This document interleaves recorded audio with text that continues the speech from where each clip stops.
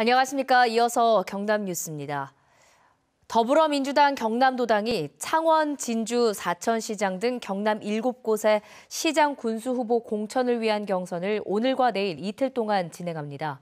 경선 지역은 창원시장 전수식 허성무, 진주시장 김헌규 갈상돈, 사천시장 차상돈 최용석, 밀양시장 김영기 조성환을 비롯해 창녕, 함양, 거창 군수 등 7곳입니다. 경선 방식은 전화자동 응답 서비스를 통한 권리당원 선거인단 투표 50%와 일반 선거인단 투표 50%를 합산하는 것으로 정해졌습니다. 자유한국당이 6.13 지방선거를 앞두고 경남 기초자치단체장 후보 18명 가운데 진주시장 후보 1명만 선정을 남겨놓고 있습니다. 한국당 경남도당 공관위는 진주시장 후보의 경쟁력을 극대화하기 위해 이달 안에 당원 투표와 여론조사 50대 50의 방식으로 경선을 치러 후보를 최종 결정하기로 했다고 밝혔습니다. 현재 진주시장 후보로 오태환 전 경상남도 정무특보와 이창희 현 시장, 조규일 전 경상남도 서부부지사 이렇게 3명이 경쟁하고 있습니다. 경남에서 전국 처음으로 초등학교 엘리트 체육을 스포츠 클럽으로 전면 개편했는데요. 누구나 즐길 수 있는 이 클럽에 대한 반응이 좋다고 합니다. 이정아 기자가 취재했습니다. 유니폼 차림의 어린 선수들이 운동장을 누빕니다. 축구를 좋아하면 누구나 참가할 수 있는 대회. 땀 흘리며 공을 주고받는 아이들의 표정은 힘들다기보단 즐거워 보입니다. 이번 대회에 출전한 초등학교 학생들은 엘리트 체육 선수가 아닌 스포츠 클럽 선수들. 학교 운동부 제도가 폐지되고 처음으로 참가한 겁니다. 클럽으로 전환되면서 모든 학생들이 좀 자율적으로, 자발적으로 참여할 수 있게 되어서 학생들의 진입 장벽을 많이 허무는 것 같습니다. 한국 스포츠의 뿌리였던 학교 엘리트 체육은 그동안 선수 부족으로 어려움을 겪어왔습니다. 그래서 등장한 대안이 학생 누구나 즐길 수 있는 스포츠 클럽입니다.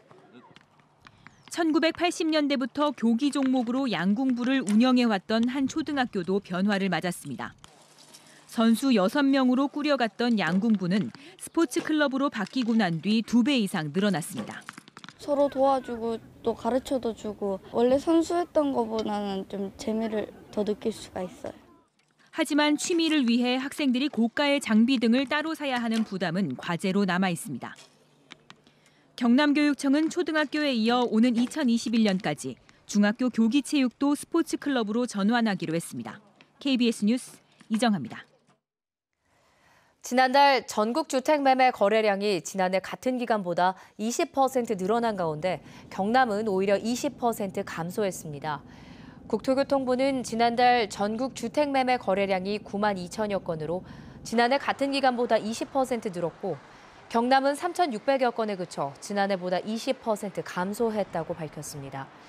지역별로는 서울이 81.5%, 대구가 51.7%로 증가폭이 컸고 거래량이 가장 줄어든 곳은 제주와 경남으로 각각 24.3%, 20.3% 하락했습니다. 김해 중부경찰서는 음식을 배달 왔다가 아파트 출입구에 놓인 수천만 원의 부의금을 훔친 혐의로 36살 김 씨를 불구속 입건했습니다. 김 씨는 지난 19일 저녁 김해시 삼계동의 한 아파트에 음식 배달을 왔다가 1층 공동 출입문 앞에 부의금 2,100만 원이 든 종이 봉투를 발견하고 훔친 혐의를 받고 있습니다. 경찰 조사 결과 피해자는 장례식을 마치고 부의금이 든 종이봉투와 여러 짐들을 출입구에 두고 잠시 자리를 비웠던 것으로 드러났습니다. 창원지법 형사 5단독은 나락 적재 시위를 벌여 도로교통을 방해한 혐의로 재판에 넘겨진 전국농민회 총연맹, 부산경남연맹 김군섭 전 의장에게 벌금 100만 원을 선고했습니다. 김 전 의장은 지난 2016년 11월 경남도청 앞에서 쌀 수입 중단과 대북쌀 교류를 요구하는 기자회견을 열고 나락을 도청 앞에 내려놓으려다가 경찰과 마찰을 빚으면서 도로교통을 방해한 혐의로 기소됐습니다.